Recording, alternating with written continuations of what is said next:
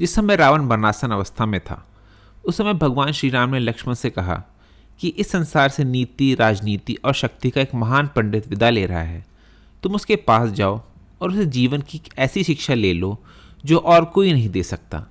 श्री राम की बात मानकर लक्ष्मण मरणासन अवस्था में पड़े रावण के सिर के नज़दीक जाकर खड़े हो गए।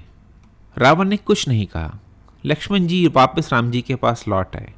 तब भगवान ने कहा कि यदि किसी से ज्ञान प्राप्त करना हो तो उसके चरणों के पास खड़े होना चाहिए, ना कि सिर की ओर। ये बात सुनकर लक्ष्मण जाकर इस बार रावण के पैरों की ओर खड़े हो गए। उस समय महापंडित रावण ने लक्ष्मण को 3 बातें बताई जो जीवन में सफलता की कुंजी हैं। पहली बात रावण ने लक्ष्मण को ये बताई कि शुभ कार्य जितनी जल्दी हो सके उसे कर डालना चाहिए और अशुभ को जितना टाल सकते हो टाल देना चाहिए, यानी शुभस्य शीघ्रम।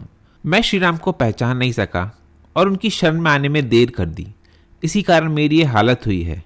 दूसरी बात ये कि अपने प्रतिद्वंदी, अपने शत्रु को कभी अपने से छोटा नहीं समझना चाहिए। मैं ये भूल कर गया।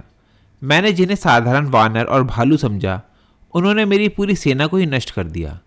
मैंने जब ब्रह्मा जी से अमरता का वरदान मांगा था, तब मैंने मनुष्य और वानर के अतिरिक्त कोई मेरा वध ना कर सके ऐसा कहा था, क्योंकि मैं मनुष्य और वानर को तुच्छ समझता था। ये मुझसे बहुत बड़ी गलती हुई।